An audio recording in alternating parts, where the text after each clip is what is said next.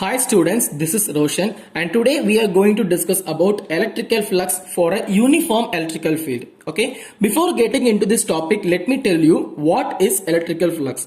Because if you know about electrical flux only, you can able to proceed in this topic. Okay, so coming back to the topic, electrical flux is nothing but it's just a term used to define how many electrical lines get passed into a particular area. Okay, so normally electrical flux is defined as the measure of electrical field through a particular area. An interesting fact in electrical flux is that it can be either positive or negative, because you may see the direction of the electrical field, whether it may be move forward it is positive or it is coming backward means it is negative. Okay, so for a charge the flux may depend upon its distance also, because both are inversely proportional. See this diagram, you can see a numerous electrical lines passing over a single positive charge. I am placing two regions, region A and also region B, both are of same area only. Okay, but look here, the number of electrical lines passing through the area A is greater than the number of electrical lines passing through the area B, because what's the difference between them? The distance is very much greater than the A than B.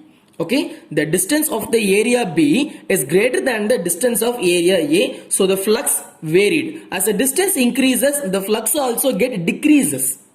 Okay, so that's the most important fact that we are seeing in the electrical flux. So by seeing this diagram, you may clearly understand how the distance changes the electrical flux. Okay, this shows the qualitative property of the electrical flux. So these are all the some basic important properties of electrical flux. Now coming back to the topic, we need to analyze how the flux behave in uniform electrical field, because depending upon the position of the region, the flux may get varied with respect to the electrical field. Okay, the fact is that there is always a relation between the position of the region and the electrical field. Okay, if the area A is placed normal to the electrical field, means considering this is a uniform electrical field, the red lines I am drawing is the uniform electrical field. I am placing a blue region perpendicular to the electrical field or in the normal direction of the electrical field. Both the perpendicular and the normal are same terms only. So we have to look upon this angle between these flux.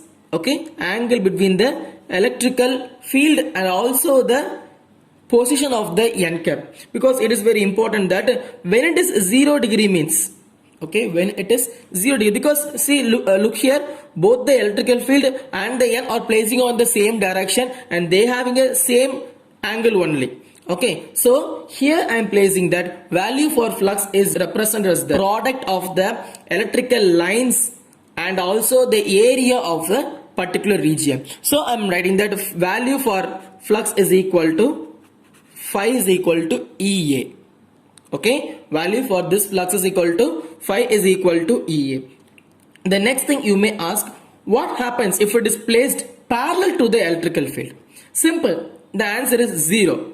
Okay, so look, in this diagram you may see, okay, in this diagram you may see that there is no other electrical lines of force passing through the given area. So by observing that you can say the value for E is equal to 0, so phi is equal to 0. And another term is that the angle between them, okay, what's the angle between them? It is practically 90 degree. Okay, so why I am always referring the angle means it is quite important to know about the angle between the area and the electrical field. Okay, because in the third diagram you will understand why I am referring always an angle. Because listen that normally we are writing phi is equal to E dot A. Okay, so what lies in this dot? If it is writing in vector diagram means you should represent as EA cos theta. The value for the dot is cos theta. So listen guys, the angle is very important while defining an electrical flux. Okay, so while defining an electrical flux, an angle is very important, so that only I am considering the what is the value for the theta. Okay, so look upon these two diagrams. Okay, here the value is 0, so automatically the value for cos 0 becomes 1. So by placing perpendicular, the value for the electrical flux becomes maximum.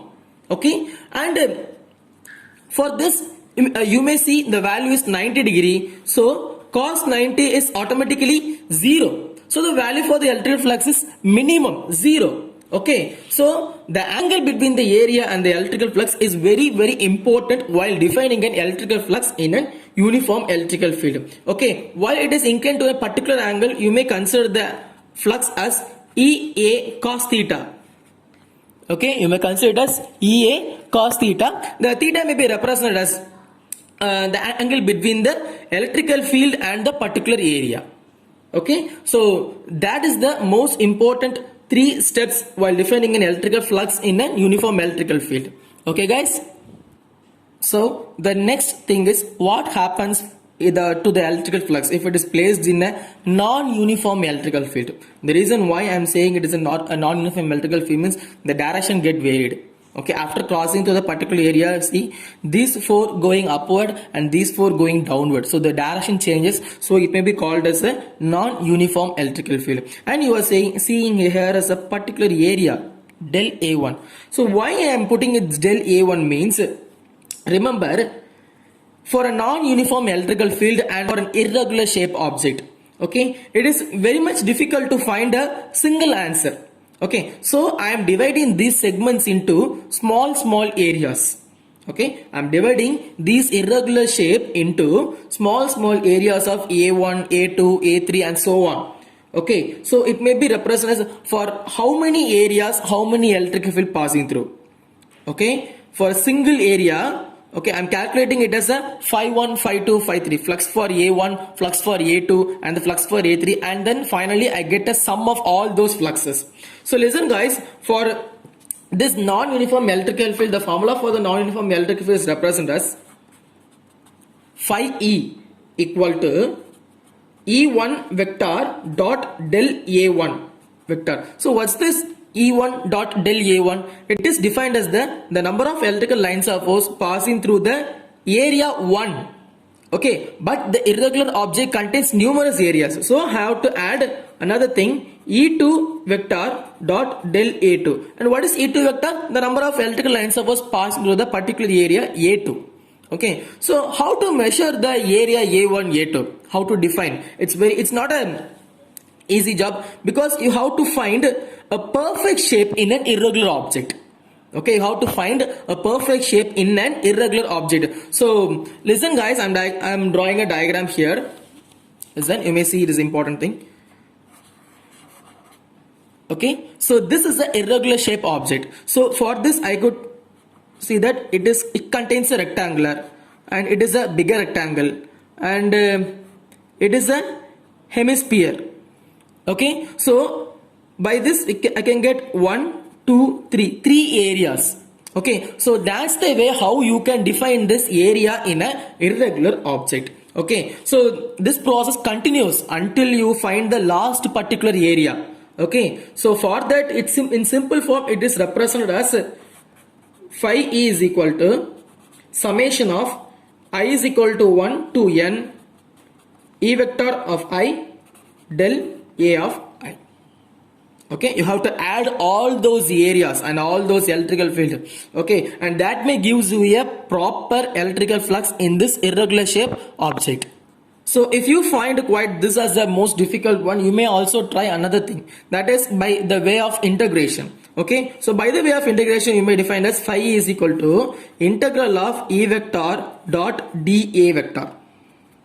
Okay, and you may have to substitute the limit of 0 to up to n. What's the maximum limit that you know that?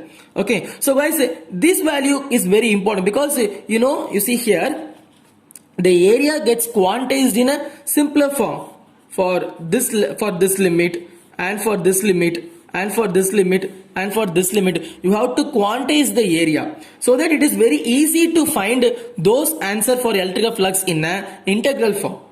Okay, so by using this you can define what's the value for the electrical flux for an irregular object. The electrical field pattern on the surface area and the orientation of surface with respect to the electrical field is clearly understood by the way of the integration.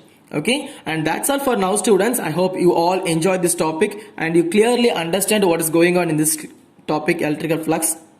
So if you have any doubt on these stuffs, you can comment me on the comment section, and I hope you enjoyed this. See you guys on the next video. Thank you.